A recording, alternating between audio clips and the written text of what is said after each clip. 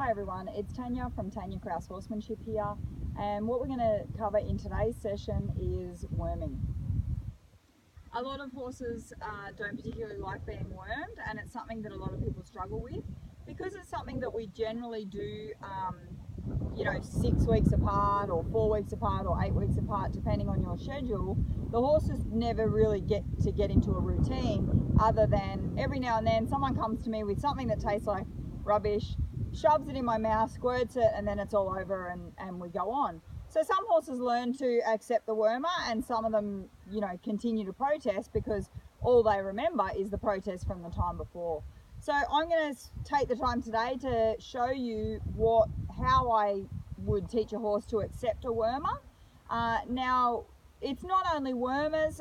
Today particularly, I've actually got cough medicine in this. Cooper's developed a bit of a cough, and so I want to get some cough medicine into him.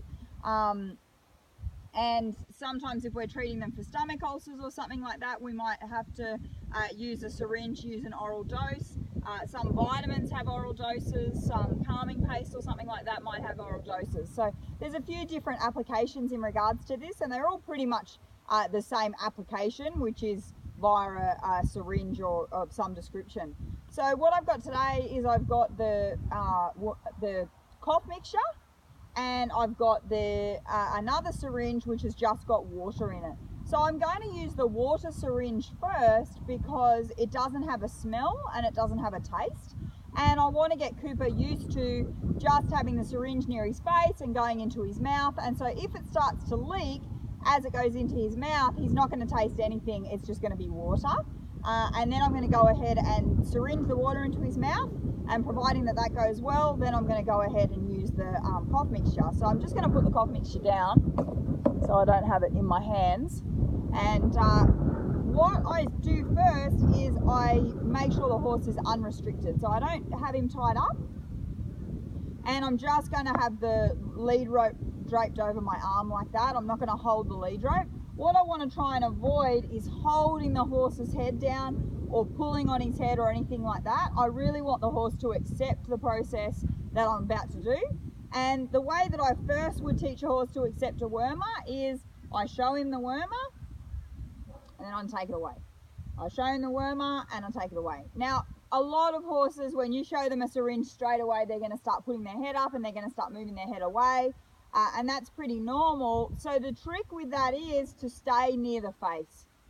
So you'll hear me use words like don't progress in the sequence of events. So the sequence of events with a wormer is typically you've got the wormer in one hand, you've got your hand on the halter, you go ahead and put it near the horse, you start to try and put it in his mouth, then you point it upwards in his mouth, and then you depress on the plunger. So each one of those is a progression from the thing that you were doing before. So what we typically try and do, because we're so focused on getting the horse wormed, I call it being task focused. Because humans get task focused, we get so obsessed with just getting the horse wormed, we don't think about making sure that each step along the way is an acceptable step and the horse is behaving in an acceptable way. So for a start, I like to be here when I worm the horses. I don't like to be in front, because if he was to rear up or something like that, or if he was to run forward, some horses will run into the pressure. He's going to try and come straight over the top of me. So I like to be off to the side, and that gives him, if he sort of goes to go forward or backwards or something like that, I'm sort of out of harm's way. What I also like to do initially is, the first thing that happens when I'm worming the horse is that the syringe goes near his face. So the first thing I'm going to do is just hold the syringe on his face, and then I'm going to take it away. I'm going to hold the syringe on his face, and you can see there he's already starting to go, oh, okay, this is worming, I get it. And then I'm going to take it away. So your horse might, as soon as he feels the wormer come near him, he might put his head up. So what you need to do is follow him with that wormer. So irrespective of whether your hand's not able to stay right on his face, the whole point of it is that what the horse learns is, I put my head up and the owner goes, oh, can't do it. And then we get them down here again and we go to worm them and they put their head up and we go, oh, I can't do it. So what the horse learns is that he gets a release when he puts his head up. So he's happy to just go on and keep putting his head up. So if I can follow him, even if it's not right on his face, even if I create the discomfort while it's up there, he's not getting a release while his head's up in the air. So he's got his head up in the air and I'm following him with the wormer. Only when he puts his head down do I take the wormer away. So I don't progress past him simply accepting the wormer being near his face. Take it away. Near his face, take it away. I might go through that. It might take half a dozen repetitions. It might take 10, it might take 20. It really doesn't matter. If you've got a horse that's learned over the last 10 years that putting his head up stops him from getting wormed, then obviously he's going to want to remain putting his head up, putting his head up. So once I've got the horse to the point where he's going to accept the syringe just sitting near his face, and he doesn't try and move his head away, I'm going to go ahead and I'm going to put the back of my hand on the side of his face. You can see my hand goes underneath the halter and the back of my hand goes underneath his face, and then I'm going to lay the syringe on his face while I've got my second hand here. This is often a trigger with a lot of horses because they know that once you've got the two hands there, two hands here sometimes means that we're going to get needled, and two hands here typically means you're going to hold my face and you're going to, you're going to put a syringe in my mouth. So this is the second step in the progression. So I'm going to make sure he's okay with this. Because if he starts fighting me and trying to pull his head away from me now, I need to get him okay with this two-handed before I can move on. So Cooper's accepting that pretty well. The next step is I'm going to go ahead and I'm going to slide the syringe into his mouth. So you can see there that he put his head up and he didn't like it. I'll wait for him to relax and then I take it away. If he had have put his head up in the air, I would have followed him. Even if the syringe comes out, he still doesn't get a release, and then immediately when he comes back down, I put the syringe back in his mouth. Here we go, here comes the heads going up. So there he puts his head away, he says, no, I don't want it. And I go, oh well, I'm gonna follow you with the syringe until you allow me to put it in between your mouth like this. And the syringe stays up, he doesn't get a release. As soon as I can, I go ahead and put it back in. When you relax like that, Cooper, that's when the syringe comes out of your mouth. So you saw that he took it, accepted it, and put his head down. All right? It doesn't matter if he gets it out of his mouth.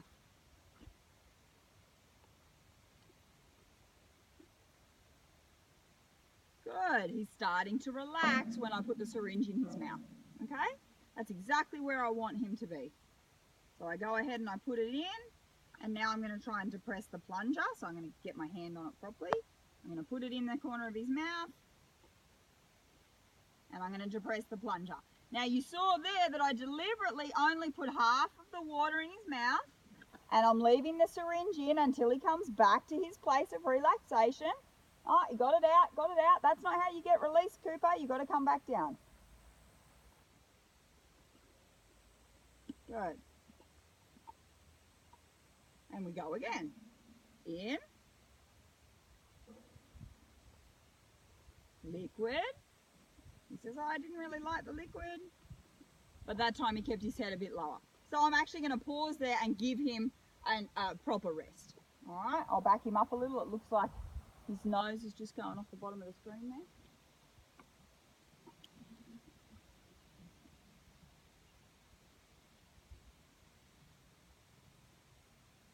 Good. So I ask him to come back. Now you'll see that line is looped over my arm. All right, it's not around my arm like this. The loop is over my arm.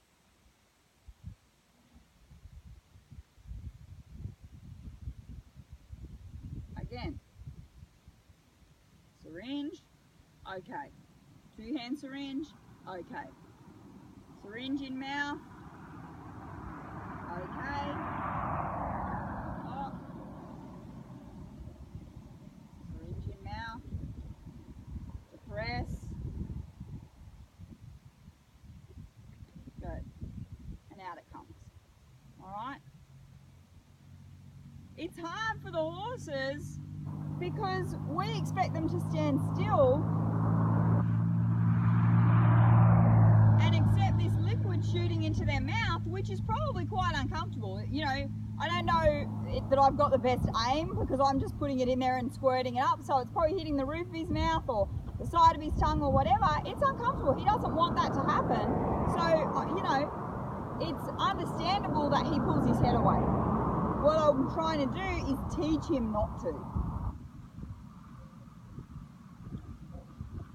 And that was pretty nice. I put the rest of the syringe worth of water, I squirted it in there, and he actually kept his head down. So I would think that was pretty acceptable. And I certainly would leave the session there. I'd be quite happy to leave the session there. It's not a problem.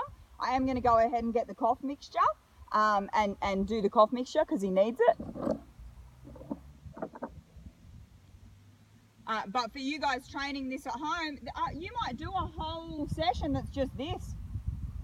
Put the syringe near the face, the head goes up, the head goes down, take it away. Near the face, head goes up, head goes down, take it away. That might be your whole session, 2 or 3 minutes, then do the same tomorrow, and then the next day. And then the next day, put the 2 hands in. Will the horse accept you here? Get him comfortable here, release every step. 3rd step, the syringe goes in the mouth. Good. 4th step, I start depressing the plunger.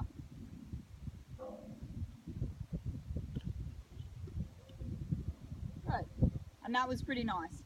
I think that's a pretty nice worming session or acceptance of the wormer, even though it was cough mixture. You guys can go ahead and train this at home with applesauce or molasses or something. Molasses is probably not that great because it's got, you know, it's pretty high in sugar. The apples probably is as well, but you know, baby mushed up applesauce that you give to baby food,